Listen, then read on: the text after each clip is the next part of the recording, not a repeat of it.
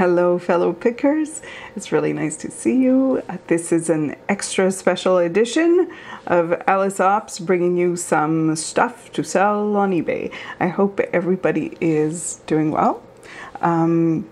This is pretty special because this is unexpected. My husband was looking around on local sites to see what was selling locally and thought he found a good bargain. So when he contacted the person for this good bargain, it was on an electronic, the person said, you know, actually I've got quite a few other pieces. If you would like to go take an hour drive up north, it would be great. You can come and see what I've got. And her prices seemed very, very reasonable. So we thought, okay, we'll make a day out of it. We'll make an afternoon out of it. And we went up there, very scenic spot. And there were some good deals on electronics. And we realized that this was house clearance, really, for some family member who was going into a home or had passed away. I'm not sure even. There were just a lot of people there that were family and they were clearing out the house. So we realized there was lots more than electronics they were selling. So, you know, I started politely asking, are you selling anything else? And they said, oh, come with me into the bedroom. We have small appliances. We have, you know, is there anything else you want to see? And I turn around and there is a dresser covered in costume jewelry. So I said, is any of that for sale? And they said, yes. And I said, do you mind if I take a look? And they said, no, go right ahead. And I started looking through the vintage costume jewelry, it wasn't so much what I found. I mean, yes, it's what I found, but it was just that it happened like that. And just to give you an idea, I just put a few pieces together, a few pieces that were on the dresser, put them in a small box and asked how much this would be, for example. And she said, oh, you know, keep piling it together. It gets cheaper as you go. And I thought, nah, sometimes people say that, but they really mean like, you know, I'm asking $50 for everything. So I said, okay, well, you know, I'd like to know how much this would be. And so she said, okay, I'll go check. And she checked with the person who was pricing and comes back and tells me that this was $6. $6. So, you know, after I fainted and recovered, I thought, okay, I'm gonna keep going. And I think one of I'm still not over it. I'm so thrilled. I think that one of the best things about going there was that we didn't know. It ended up being a pre-sale, but a private pre-sale just for us. They hadn't had anybody come over and pick through anything yet. I mean, you know, I don't know, maybe other members of the family, but no one of the public come in. They said, we're having a sale in 2 weeks. But yeah, you're welcome to look through. So it was like Christmas or like one of those dreams you have, you know, where you could just go through someone's house and pick up anything you want and then pay them for it. And yeah. So everything I will show you today, I got there and it came to a total of $30. These pieces I was just interested in for the sheer aesthetics value. I just think they are of good design, every single one of them. There is a real market for enamel brooches, which from what I've seen usually date from like the 30s to the maybe late 60s. This is not that early. I find them hard to date. Sometimes they're not marked or anything, but definitely vintage and, you know, from that era, possibly early 60s, I'm guessing, because some of the colors are kind of vibrant. They don't look like something from the 30s to me, but hard to date. This is signed Coro. Coro is a good maker, but not all of the Coro jewelry is highly collectible. At some point during the company's history, they made things of better quality, or the style was more intricate or interesting. This is just a nice brooch. It reminds me of a snowflake. It's very, very sparkly. I would think that's probably from the 50s or so. We're looking at something probably from the 60s.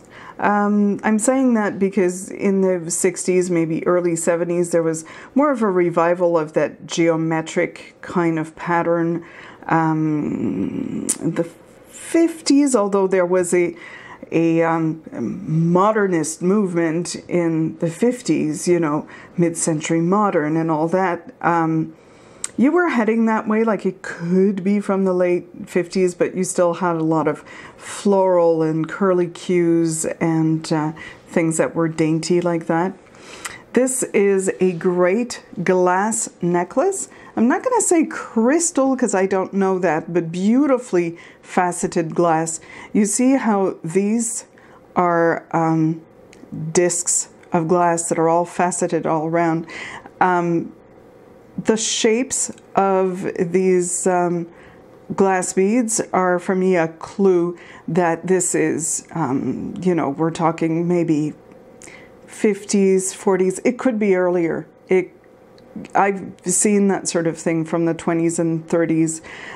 Glass necklaces would have been in fashion then, and certainly when you see, you know, shapes that you don't see anymore, that's kind of a clue. And the more intricate the faceting is, you know, you're talking about handcrafted things, maybe Czechoslovakian glass. This is just a neat brooch. I like that it has huge green stones that are just glass stones, but I think it looks glamorous. You know, it looks the part. It's not signed. It's okay quality, and you know, someone looking for just something glamorous to wear. You know, this, I'm guessing pretty confidently, is from the 60s. It has that slightly outlandish, you know, think all of the modern popular culture that was going on back then.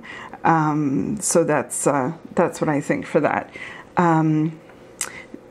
The lady who was selling this stuff did show me this purse. I hadn't seen it, and I haven't had that much luck with purses, but this one has its original mirror. It's got a tag that says Normandy. I love the shape. I think the shape is very of a time as well, and I'm thinking maybe 30s, 40s. You know, again, you think of those geometrical patterns a little bit after Art Deco, would give you an idea that this is older. It's got kind of ruching here, or ruching. But she let me have it for $5, so I thought I would have fun with that. This is an interesting brooch that says, that's signed Danecraft Sterling on the back. After looking it up, the exact same thing has sold on eBay for $75 and then for $25. So we will see what happens. Certainly it is sterling, and an interesting thistle design.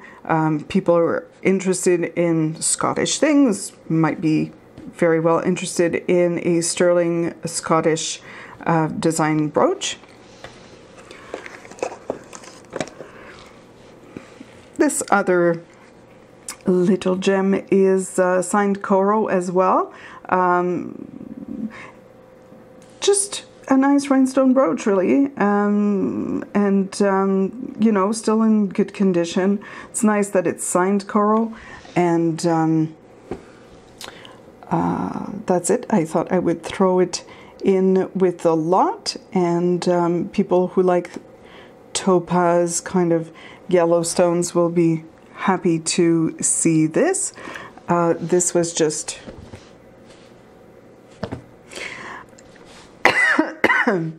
sorry about that.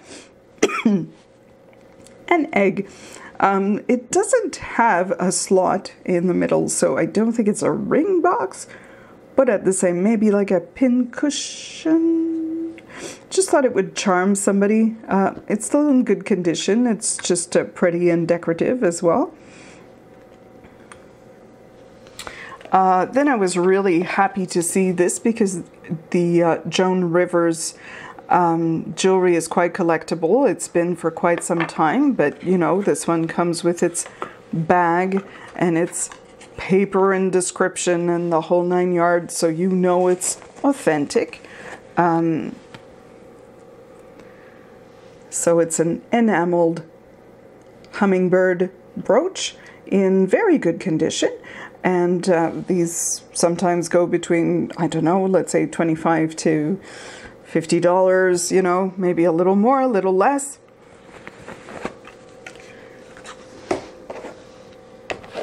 Ooh, let's see what's in this one.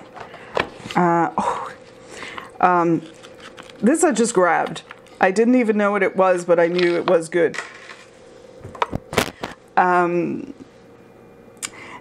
This I just grabbed and thought it's chunky, it's artistic looking, it's handmade looking, it was made by an artist, and I saw it was signed. So I just grabbed it and put it in the pile. It turns out it's Anders Andersen and from Denmark. Some of his jewelry goes and does quite well. It depends of the design, but you know, I'm thinking upwards of $30, so already that's a plus, and I'm so happy with that. It's fun, that's distinctive, that people are not going to be able to buy just anywhere, so they'll have to come to us to buy it. Nice rhinestone bracelet, especially with the chain, so that you don't lose your bracelet if the catch gives out for some reason. Little amethyst rhinestones that I think would please many people at Christmas. It's not going to be a real earner, you know, there's no huge money in that, but some people are looking for that. We have some moon glow. From the 50s, if you've got something like this, you also want to put thermoset in your keywords. I've got the bracelet and earrings. This is a design by Kramer. It's signed Kramer. And this, who knows? Sometimes it does quite well and can do, oh, $20. Sometimes more like $12.95. I don't know, they're quite popular generally. It kind of depends what color you have and what shape and all of those good things.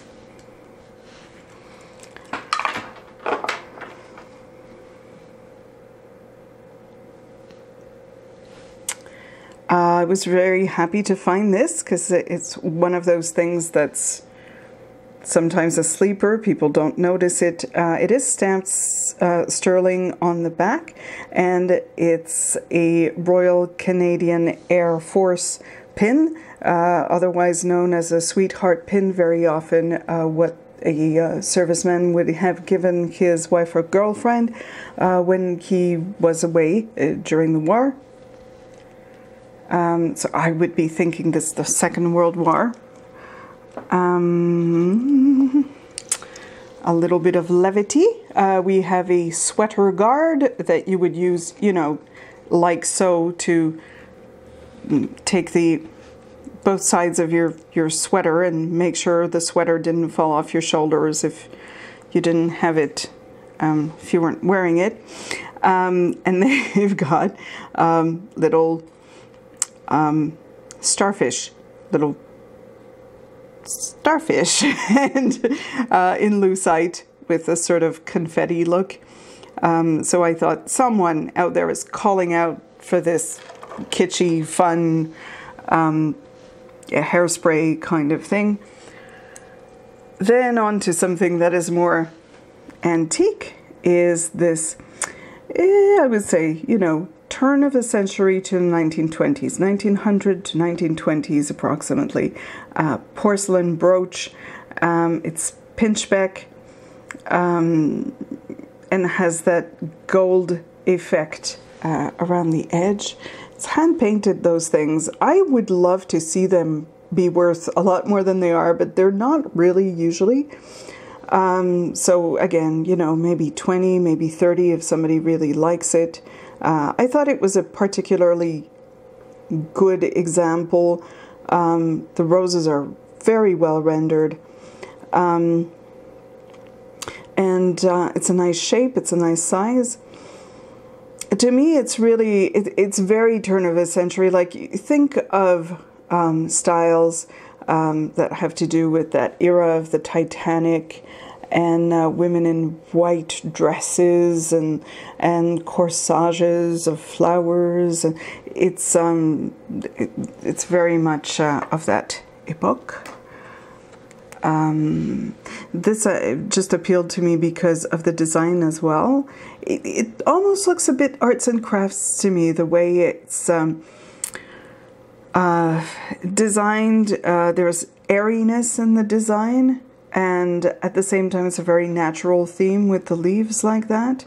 And it is stamped sterling as well. This my husband showed me and I kind of liked it. Might even keep it. It's not anything super special. From what I see, it's not. Oh yeah, it is marked. Wait a minute. Oh, it couldn't really be marked 10 carat, could it? This is a special situation. We may have to get back to you on that. I think it might be gold. Freshwater pearl looking thing anyways, and I just thought it was very attractive, the design. It's a more modern thing, but it makes me think of Edwardian and Titanic and all of that. Just because of the design, because of the gracefulness, the airiness. Exactly. Let me see. Oh yes. Then I saw this almost just before I left, and I thought, well, I'll throw that in too, see how much she asks, you know, when I've got all this together. Very brilliant. The crystals here, the blue crystals, have such good depth. None of the stones are missing. I turned it around. This isn't old, it's contemporary, and you won't be able to see it, but there is a swan logo, and that's Swarovsky, so it's a Swarovsky brooch, and I thought the design particularly appealing. And we're back. Sorry about the interruption. So we were taking a look, and it does look like this says 10 karat gold, so I am guessing that they're real freshwater pearls, and that's unexpected. It's funny though, because when my husband first showed it to me, well, I think that's why he was showing it to me too. We thought, this is a nice thing. And I thought, something like that, you know, I could see there would be gold on that. But at first, because of this clasp, I just looked very quickly and I was like, no, it's a modern piece of poo. But it turns out that the original clasp is on it. Someone just put that there to make the chain longer. So, okay. It's turning out to be even more eventful than I thought. These little screwback earrings, again, look so handmade, artistic, probably from the 70s, from what I would think. They do have a mark, although I can't really tell what it is, but I'll do some research. We'll find that out. Then there was this, which I really liked. This could look like a mere pendant, but it isn't. It's a stamp. The idea is that it's like a signet ring, you know, it would have your stamp if you were a noble person, for example, and you wanted to seal your letter. You would dip that in wax and you know, seal your letter. No, I don't mean dip that in wax. You would pour the wax on the letter and then you would seal it. Of course, this is a modern equivalent. It's a reproduction idea, but I think people are still enamored with that idea and would like to wear something like that. It's the romance of it. I know that's why I buy a lot of what I buy. So that was fun. You know, there's this one thing I keep... Ah, there you go. Okay, and then there is this as well. Brooch and earrings. It's a sort of an enamel here, that green coloring on gold tone. It's quite a large brooch, and I thought that looks spectacular. Very 70s again. That kind of aesthetics, the almost natural look, almost like bark. And I thought that might be very fetching. These are shirt studs with their cufflinks. Historically, I've had very bad luck with cufflinks. I've put up 2 pairs. I've put up 2 pairs and I have not sold one.